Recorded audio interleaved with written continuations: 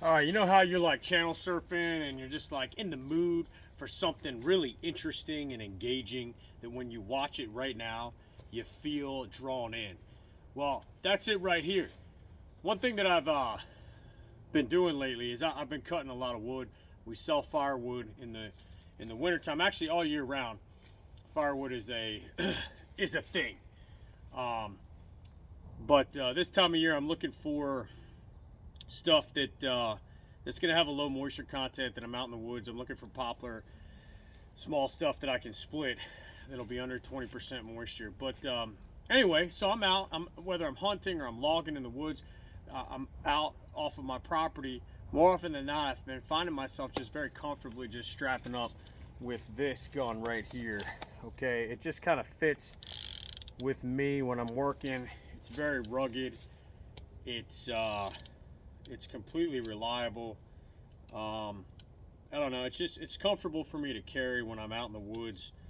But of course, when I'm going from point A to point B on a work job, whether I'm delivering firewood or if I'm cutting it, you know, there's times I gotta stop at a gas station. There's times where I gotta go to a convenience store or the supermarket or something, and this gun is on my hip. So, you know, it occurred to me, you know, hey, look, you gotta train with it. You know, there's a purpose for it. I'm not carrying it out in the woods because I think it looks cool.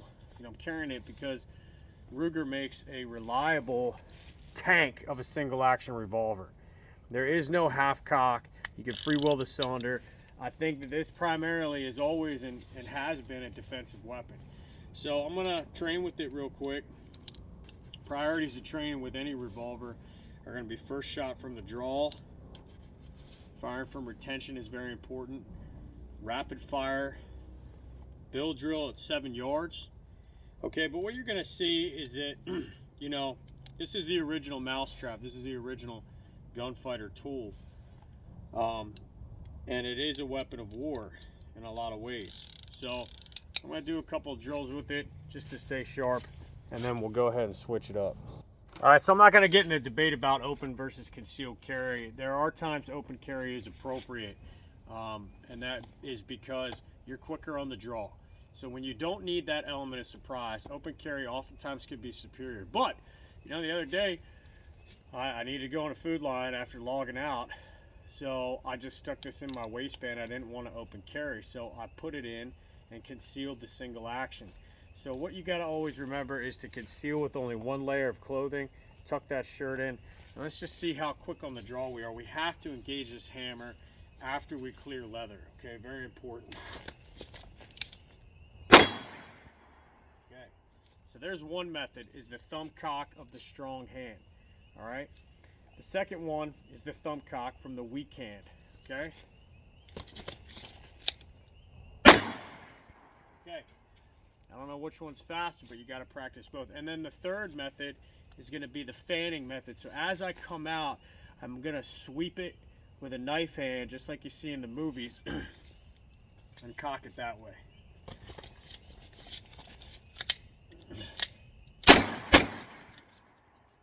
That got caught up. That also can be a problem. Okay, so let's see if we can try that again. All right, I got that caught up in my shirt. One reason we gotta ensure that that first garment isn't in the way. Okay, so there it is. How fast, how accurate, it all depends. We're gonna do that one more time, then we're gonna do a reload. Okay. All right, there's a hit. Okay, now if I had to reload, I'm gonna eject one, and then I'm gonna load one. And this is where this weapon can be a problem, because what happens is that it is requiring a ton of fine motor skills to get this gun back up. So I only loaded 4. That means I'm gonna click it over another 2 spots, and now I should hit an index. Now in a fight, that's gonna be extremely difficult. That's gonna be extremely difficult to do under stress, because your fine motor skills, these small muscle groups, man, they struggle. they struggle. Indexing a revolver under stress is going to be impossible. It's going to be very difficult to do. We've seen that in the 1986 FBI Miami shootout. So last thing I'm going to do here is a rapid fire. I'm going to fire these out. And we'll do this from the open carry. Okay. Actually, we'll just do a hammer pair. We'll do a hammer pair fanning, and then we'll do a hammer pair with the thumb cock. Alright, so I hit twice.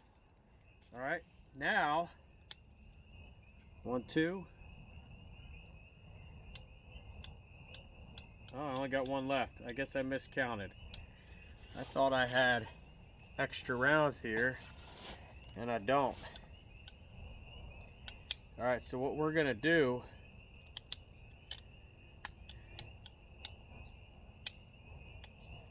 is I'll just do the thumb cock here as quickly as we can.